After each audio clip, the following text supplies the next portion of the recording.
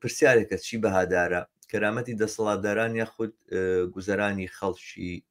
خەڵک و لێرە ئەمە بەسمان خەڵکی کوردستانە و ئەم بابەتە سەبارەت بەو لێدوانەیە کە مەسعود بەرزانی چەند ڕۆژێک پێمان بێت دە ڕۆژێک لەمە بەربوو لە کۆبوونەوەیکی گوایە یەکگرتنەوەی دوو لەو ڕێکخراوە حیزبەکانی خۆیان کە پێشتر جیان کردبوونەوە ئێستا یەکیان پێگرنەوەیان کەن بە مناسەبەیان کەن بە ئاهەنگ لەوەیە کۆمەڵی قسەی کردبوو کە باسی ئەوەی کردبوو کە ئێمە خەڵکی کوردستان بۆ شۆڕشمان بۆ موچە نەکردووە شۆڕشمان بۆ موچە نەکردووە شۆڕشمان بۆ ئەوە نەکردو ئاڵوگۆڕ لە ژیان و گوزەرانە بکەینەوەوانە و شۆڕشمان بۆ کەرامەت کردو گوایە کەرامەت لە نانی سەرسفرە مهمترەوە گەوەی کەسێک کە نانی سەرسفرێ نەبێت توانێت کەرامەتی هەبێت بەرحاڵ من کردنەوەی ئەم باسە بۆ ئێوە بەجێڵم بەزەوە بڵێم هاوڕە ڕەحمان لە 20 دقە زیاترمان نییە بۆ ئەم باسە دەوری یەکەم 5 دقە فەرموو من گوێم لەو وتارەی مەسعود بارزانی بوو لەو کۆبوونەوەی کە تۆ باست کرد ئەوەڵ شتێک بۆ بیری هێنامەوە قسەیەکی خومینی بوو خومینی 7 مانگ بوو 8 مانگ بوو لەسەر کار بوو ئەنی دقیقاً لە مانگی 6 ئێرانی ساڵی 58 ینی 2 هەفتە 3 هەفتە دوای ئەوەی دەستوری هێرش بۆ سەر کوردستانی ئێرانیدا و ئێمە تازە ئەو وەختە ئەوڵین واحدەکانی هێزی پێشمەرگەی ئەو وەختە کۆمەڵە دروست بووین و من بۆ خۆم لە منتەقەی بۆکان یادی بەخێر لەگەڵ هاوڕێی زندەیە دکتۆر جعفەری شەفیعی بوون بەیەکەوە خومینی ئەو وەختە کە ئۆتۆریتێکی گەورەشی لە نێو بزوتنەوەی ئیسلامی ئەو وەختەدا بوو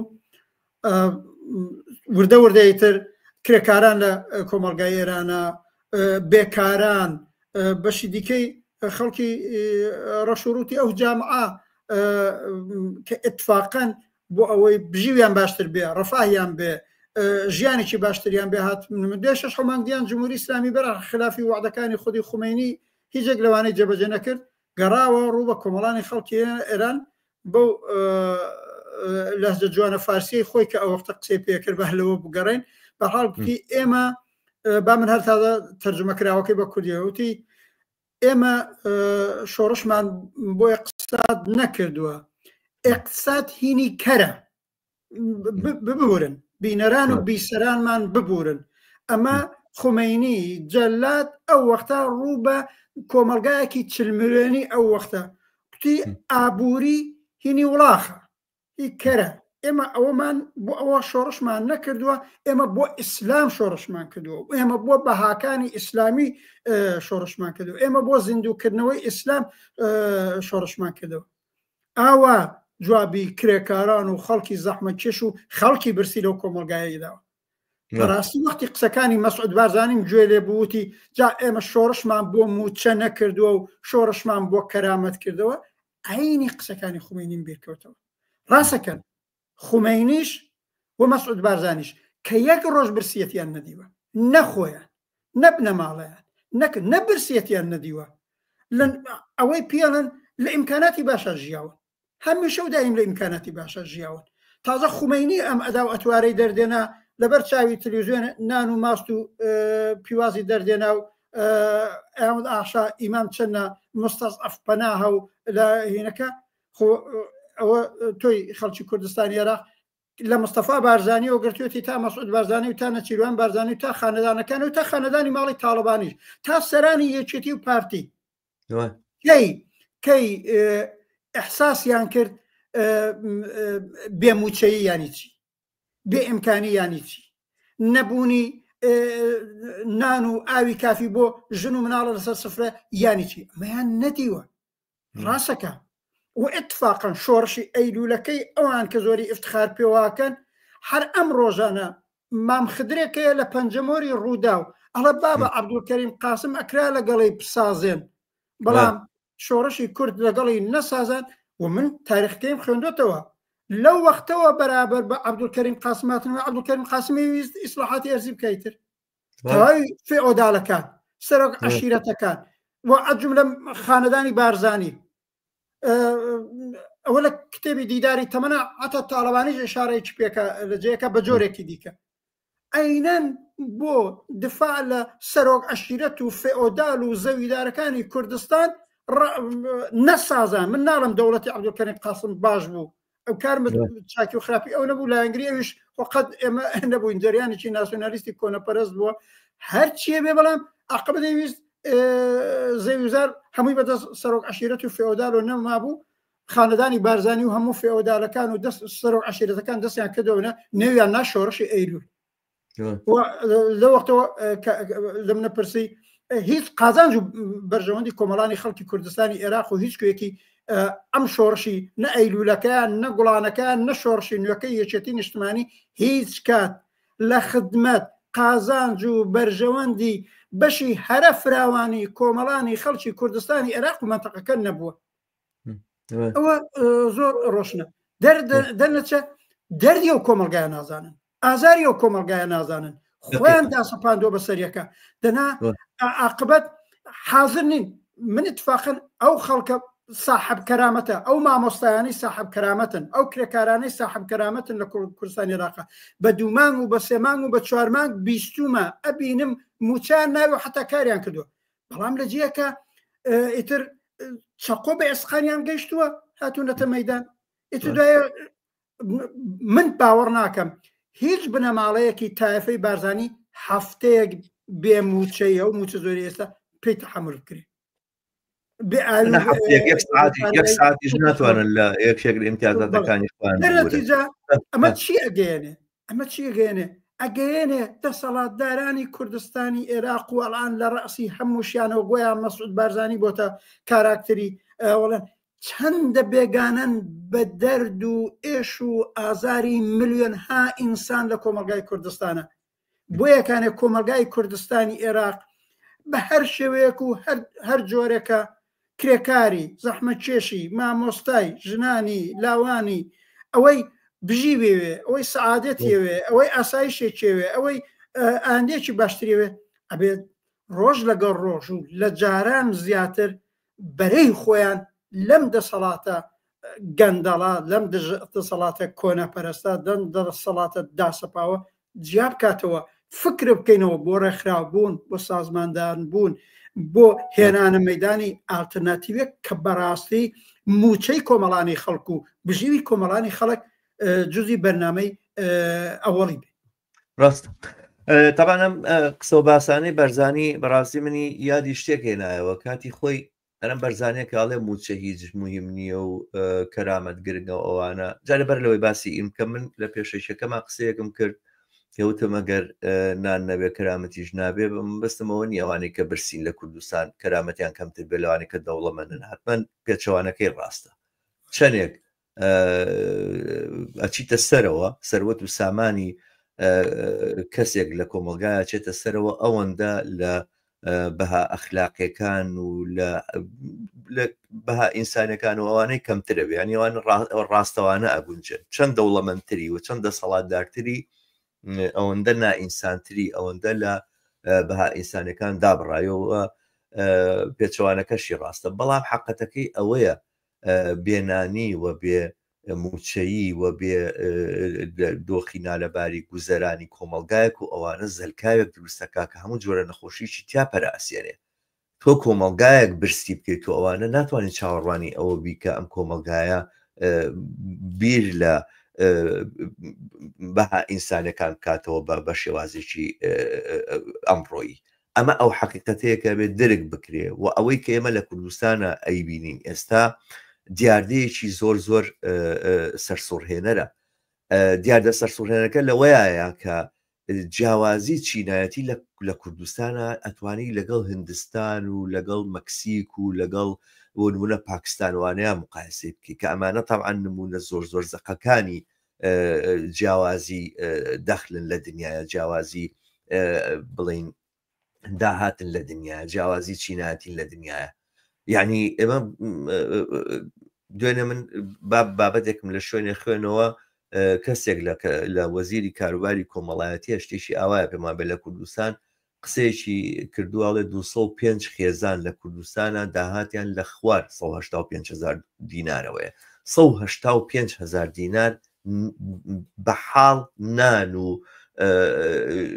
سەوزەی پێ ناکڕی بۆ مانگێک بۆ خێزانێک 185,000 ئەسڵان بەشی هیچ ناکە یعنی ئەگەر ئەمە دۆخی تەمەەن 205,000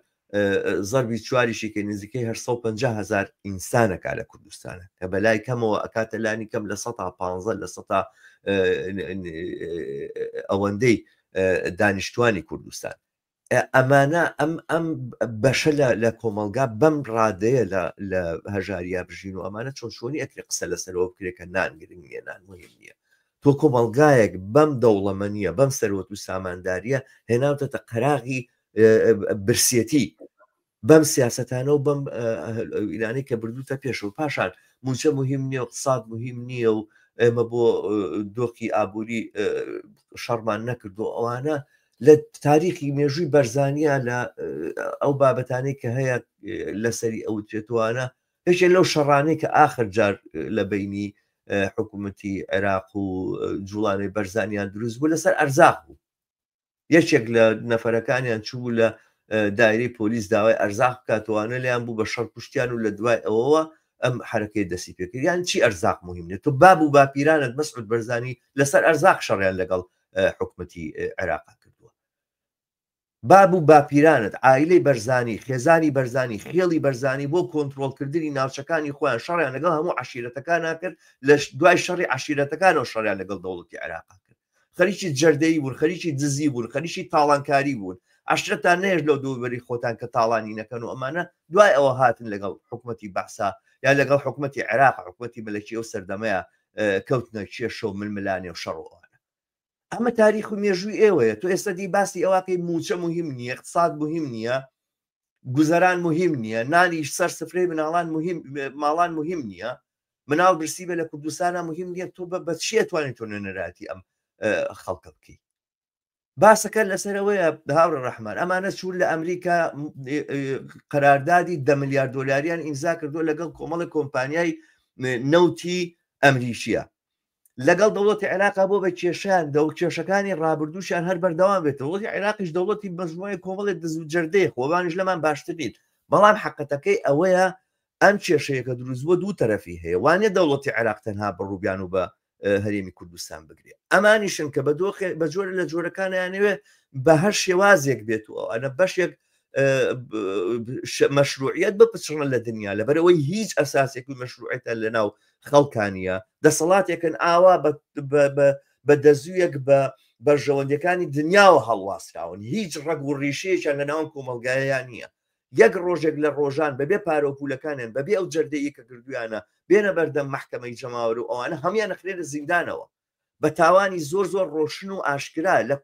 لە کوشتنەوە لە تاوانکاریەوە لە جەردەیەوە لە برسیکردنی خەڵکەوە ئەخرێنە زیندان و بێت لە زیندان ئاسەر بنێنەوە ئەمانە ئەو واقعیەتی ئەم دەسەڵاتەیە بۆیە خۆیان بەستۆتەوە بەم دەزووە بە مەسلحەت و بەرژەوەندەکانی کۆمپانیەکانی دنیاوە هەر ئەوەنە ترامپ وتی ئەبێ ڕێگە بدرێ کوردستان نەوتی خۆی بفرۆشەوەوانە دوایەوە هاتە سەردەسەڵات ترامپیشی تر بە شوێن پارەوەی خۆ هەموو شتێک لە ئەمریکا بۆ فرۆشتنە یانی هەتا کەرامەت و شخصیت و بڕیارەکانی سەرۆکی ئەمریکا ژێستە لە بازاڕایە حانوتێکە بڕۆچی دەیە بیکڕە مەسعود بەرزانیژە فرسەتەی هێناوە شەریکە دوو نوێنەری نردووەوانە و لێ مەجموعەیە کۆمپانیا کە بەشێکی خۆیان دروستیان کردو من چوم تاریخی ئەو کۆمپانیانەم خوێنەوە بەشێکی خۆیان لە ساڵی 2005 و دروستیان کردو پێچان هێناوە مەسەلەن وێستەرن زاگرۆس بۆ نمونەیەکێکە لە کۆمپانیەکان کە معلومە بن و بنەچەکەی هەرەوەیە کە خۆیان دروستیان کردووە قەراردادێکیان ئیمزا کردو گوایە بێن نەوت لە عێراقا دەربێنن نەوت کە ئەوان دەرێنن لە عێراقا بن بە شەریکە بەش لەو بەروبوومەی هەیە قانونەکانی عێراق ڕێگە بەمە نادا عێراق سیستمێکی تری هەیە ئەڵێ کۆمپانیەکە دێنم ئیشم بۆکە پارەیە دەمێ